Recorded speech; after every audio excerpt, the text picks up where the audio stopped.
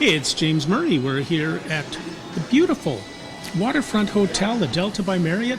We're wrapping up day 2 coverage of the NDP Northern Caucus, and we're here with Gilles Bisson. Gilles, what was the goal today, and did you achieve it?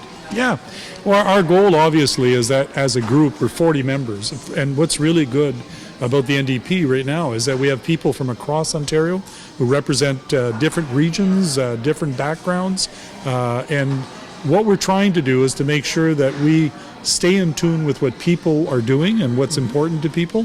So all of our discussions are about how could we better serve in our local constituencies, and how can we at Queen's Park do a better job and continue doing the job of being the official opposition, holding this government to account and trying to beat back some of the stuff that they're doing. And we've had some success. Now, it must be a heck of a challenge, because it seems over the summer, almost every second day, there's another announcement from the Ford government and something they're doing. Yeah, and some of that is that they've been sort of pulling back a bit. For example, on the autism file, our critic Monique Smith, along with all of our members and parents from across Ontario, pushed back hard on the autism file, and the government hasn't fixed the problem. Let's not kid ourselves and say everything is going to be better, but they've taken a pause. It's caused them to step back. So what we're finding is, as an official opposition, we've been very effective at working with stakeholders, the parents in this case and the kids, or in the case of education, or municipalities that are now going to be downloaded on, working with them in order to partner about making sure the interest of our communities is well represented, and we've been pretty effective at doing that. And Andrea is a big part of that. Now, what's the goal tomorrow?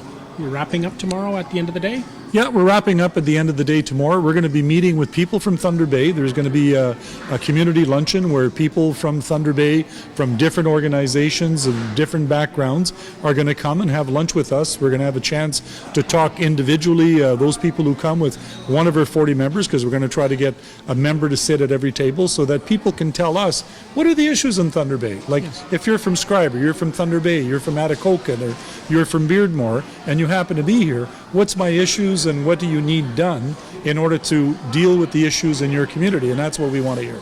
Well, it's always interesting to me, because sometimes from Toronto, it's like the province ends at North Bay.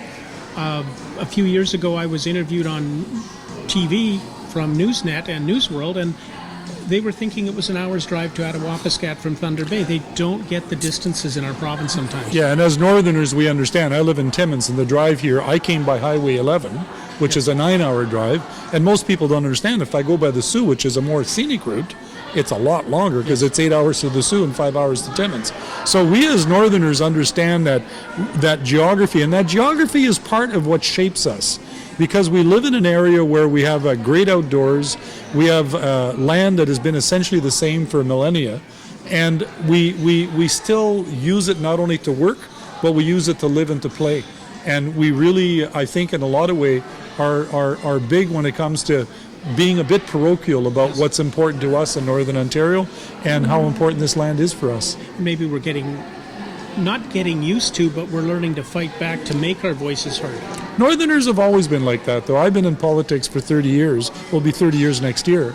And I've always been, how would I say, emboldened and made to feel good that Northerners, it doesn't matter if you're at the municipal level, federal, provincial, or you're a citizen, we're not afraid to speak out and to say what it is that we need to say to protect our interest. And I think that's something that's really redeeming of Northern Ontario. The other thing I notice, and I would just say, we tend to work as communities better. For example, where I come from, I don't want to admit it, but there are Liberals and Conservatives in my riding. And I've been elected now for about 8 elections. But the one thing that we do in Northern Ontario that's different than everywhere else, in between elections we work together. Yes. Our mayor in Timmins is a Conservative, I've got Liberal councillors, I've got NDP councillors. We work together because we understand if we're divided, we're only going to lose. So we say in between elections, let's work together, and during elections, let's duke it out, and take the result from the people afterwards and work with that. So that's our wrap-up for today, for the second day of the NDP Northern Caucus meeting. It's James with Net News Ledger. Stay tuned. More to come tomorrow. Have a good one.